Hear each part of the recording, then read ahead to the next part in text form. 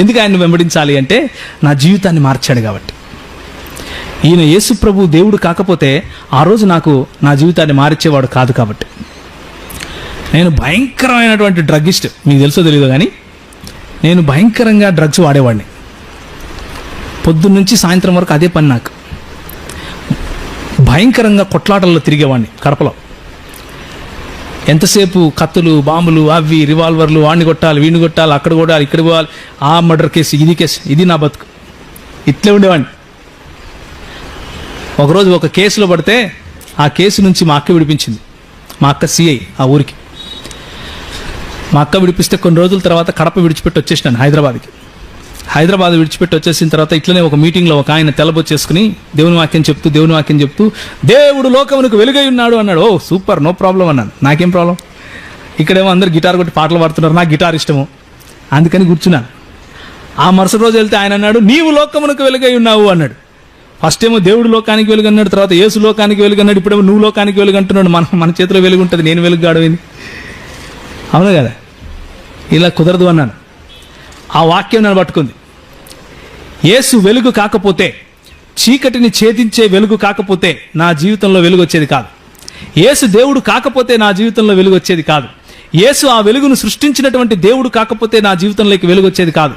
యేసు దేవుడు కాదు, చిన్న దేవుడు అని ఈరోజు నువ్వు చెప్తే నేను ఈ బైబిల్ విడిచిపెట్టి పోవడం బెటర్. అందుకనే ఒకే కులం అన్నాను, సేవకులం. ఈ యేసు దేవత్వాన్ని నిరూపించుకుంటూ పోవడమే నా పని. ఒకరోజు ఇట్లే హైదరాబాద్లో ఒక చిన్న పుస్తకాలు కొనుక్కుంటున్నాను.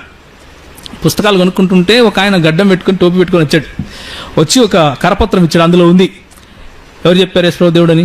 ఆయన చెప్పాడా? బైబిల్ ఉందా? బైబిల్ అంతా చెడిపోయింది, మీ వాళ్ళంతా అబద్ధం చెప్తున్నారు, టక్ టక్ టక్ టక్ టక్ చెప్తున్నాడు. నాకేం అర్థం కావట్లేదు, ఇట్లా కొట్టేస్తున్నాడు.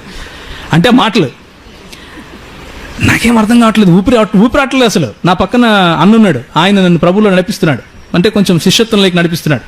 ఆయన వైపు చూస్తున్నా ఏమైనా చెప్తాడు అని. ఆయన అంతా విని మళ్ళీ మాట్లాడుతాను నీతో అన్నాడు. ఓయమ్మో ఇదేంది ఇది, అన్ని మాటలు ఆడనేసి వెళ్ళిపోతుంటే మళ్ళీ మాట్లాడుతానంటాడేంటినా. నాకు చెప్పాడు పట్టించుకోక అని, వాళ్ళు అట్లే మాట్లాడుతుంటారు. వాళ్ళు అట్లే మాట్లాడటం ఏంటన్నా, ఆయన దేవుడనే కదా నేను వచ్చాను, ఆడేమో దేవుడు కాదంటాడేంటి, ప్రవక్త అంటాడు, మనిషి అంటాడు. దేవుడు కాకపోతే నేను రావడం ఎందుకు, మళ్ళీ మాట్లాడడం ఏంటి, ఇప్పుడే మాట్లాడు లేకపోతే నా వెలిగిపోతుంది. ఆ రోజు నిర్ణయించుకున్నాను యేసు ప్రభువుని గురించి చదవాలి అని, యేసు ప్రభువుని గురించి సంపూర్ణ అధ్యయనం చేయాలి అని. నేను చేసినటువంటి నా 16 ఏళ్ల అధ్యయనంలో నేను కనుగొనింది ఇదే. బైబిల్లో ఏ లేఖనము కూడా దేవుని యేసు ప్రభు యొక్క దేవత్వానికి వ్యతిరేకంగా లేదు. బైబిల్లో ఉన్నటువంటి ఏ లేఖనము కూడా ఆయనను దేవుడిగా కాకుండా నిరూపించడానికి వీలు లేదు కూడా. అలాంటిది సృష్టించాలనుకున్నా కానీ, సృష్టించాలనుకున్న వాళ్ళు సృష్టించారు కానీ నిలబడలేకపోయారు.